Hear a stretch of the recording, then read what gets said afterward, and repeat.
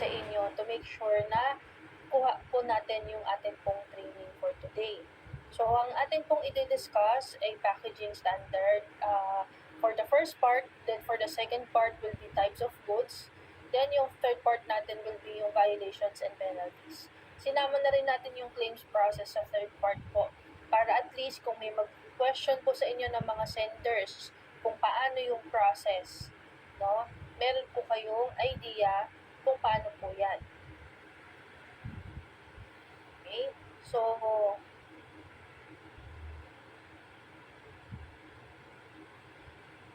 start tayo with our packaging standard. So, dito sinisimulan po natin with volumetric weight. So, ang volumetric weight po, it is the weight of a parcel based on dimension. So, dito, may formula tayo kung paano po kinukuha yung volumetric weight. Kung ang actual weight po nakukuha sa pagtimbang ng mga parcels, dito naman sa volumetric weight, sinusukat po natin yung mga dimensions ng ating pong parcel. So, that will be length times width times height divided by 3,500. So, yung 3,500, yan po ay constant number. Okay, sa bawat logistics, meron po silang sineset, no, dito sa ating pong formula ng volumetric weight. And with Flash Express, 3,500 po. Yan. Okay? So, tatandaan nyo rin po sa pagsusukat po ang standard unit of measurement natin for weight, yan ay kilograms. Kapag naman po dimension, yan po ay in centimeters.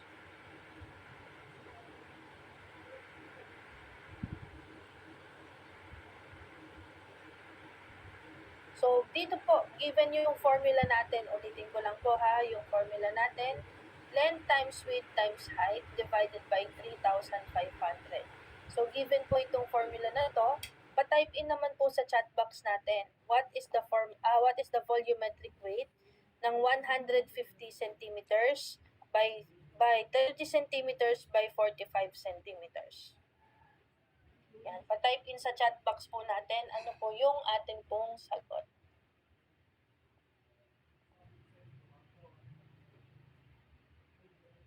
Quezon 132, 57.85.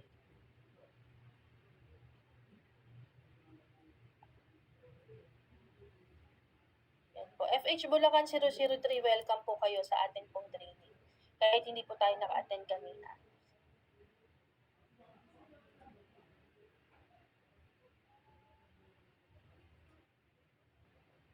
Yan po. FA, 57.85, 57.86 kay binangonan 086, 020. Ayan. So, naglalaro sa 57.85 and 57.86. Sa'yo, anong sagot mo? 0.86, okay. Ayan. So, check natin ang sagot. So, tama po, 57.86 yung kasagutan po. 85 will do naman, although lagi natin itatandaan kapag po 5 and up yung kasunod nung atin pong pag-round off, lagi pong may plus 1. Kaya po, kaya po 57.86 po yung atin pong kasagutan. So, let's hold back dito sa volumetric weight kasi po mamaya explain natin bakit kailangan pa natin yung volumetric weight ng parcel. Tinitimbang naman na natin yan. Puntahan muna natin yung atin pong parcel limitations. So, sa parcel limitations po natin, ang single side of length, width, and height should not exceed 150 centimeters. Yung three sides po, pag pinag-combine po natin yan, should not exceed 300 centimeters. Yan po yung length plus width plus height. At yung actual weight should not exceed 50 kilograms. Okay? Ulitin ko lang po, ito pong tatlong limitations natin, dapat po lahat po yan ay pasok sa atin pong parcel na nire-receive. Hindi po pwedeng ito lang, tapos hindi lagpas po sa 50 kilograms. Hindi rin po pwedeng pasok sa 50 kilograms, pasok dun sa atin pong length plus width plus height, pero po meron pong more than 150 centimeters ang isang side. Kailangan po itong tatlo pasok dun sa atin pong parcel na nire-receive. Okay? So, given po itong atin pong parcel limitations, may sample po ulit tayo. I-type in nyo lang po, yes kung pwede po nating i-receive, no kung hindi po pwede. So, ito po yung sample natin. Yung length is 100 centimeters, width is 70 centimeters, at yung height po ay 90 centimeters. May actual weight po siya na 45 kilograms at yung volumetric weight po niya is 180 kilograms. Yan. Pwede po ba nating i-receive? Yan. Binangonan 020 and Naik 005, parehong nag-yes. Yan. Ay, na-yes ko na tuloy. Ayan. So, yan po, sabi ni Kuya Flash, pwede daw po nating i-receive yung parcel. Ayan. Pasensya na at ang sensitive ng atin pong touchpad na yes na kaagad ni Kuya Flash. Ayan. So, tama naman po yung mga sagot po natin. Pero isa-isahin natin yan para clear lang po. Baka po may magta-type sana ng no. So, bakit po yan yes? Yung single side po, hindi po lumagpas sa 150 centimeters. Okay? So, pasok po siya dyan. Okay? Pag hinad naman po natin, 70 plus 100 plus 90, 260 centimeters po yan. Pasok pa rin po. No? Ngayon naman po, yung actual weight, 45 kilograms lang. So, pasok pa rin po dun sa max natin na 50 kilograms. Ma'am Hazel, bakit nga po talaga natin ba kinukompute itong volumetric weight?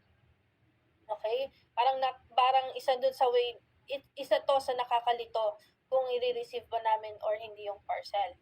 Okay. So, to answer that, bakit po ba natin kinukompute ang volumetric weight? Yung ating pong parcel shipping fee is calculated on whichever is higher between actual weight and volumetric weight. So, lagi daw po tayong nakabase, no? Alin po ba yung mas mabigat, actual weight or volumetric weight? Pag ba magaan yung parcel, kahit malaki yung box, mura na ba yan? No? Kapag ka po ba maliit lang yung box, kahit gaano kabigat yan, mura pa rin ba yan? So ito po yung atin pong kasagutan. Parcel shipping fee is calculated on whichever is higher between actual weight and volumetric weight.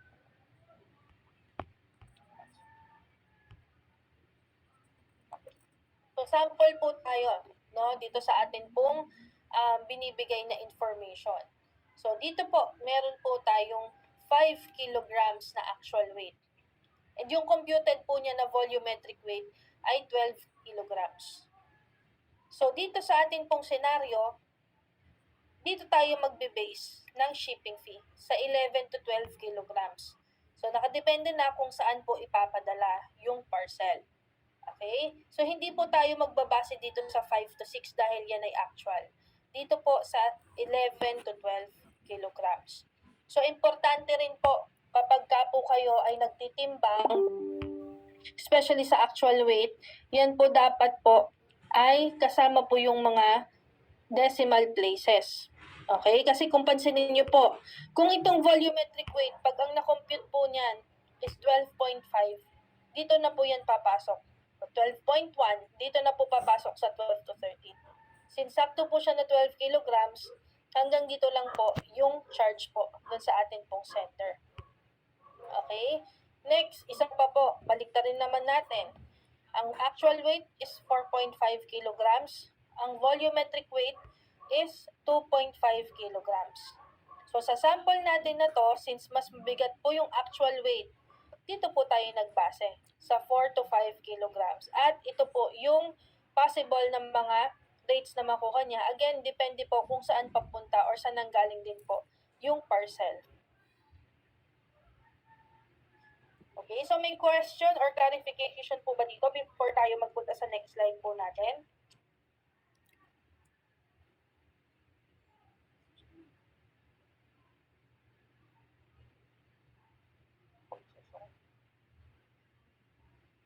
May clarification or questions po ba dito sa atin pong parcel shipping fee and the rest po? How about for documents, ma'am? Susukatin din po natin siya.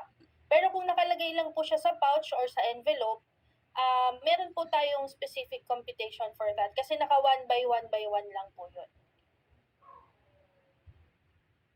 Pag hindi po pasok sa tatlong conditions, ibig sabihin po, i-reject po natin yung parcel, hindi natin siya pwedeng ma-receive po.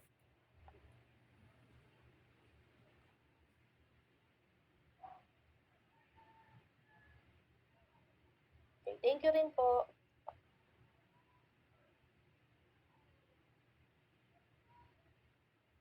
Ayan, how about the others? Meron po bang clarification?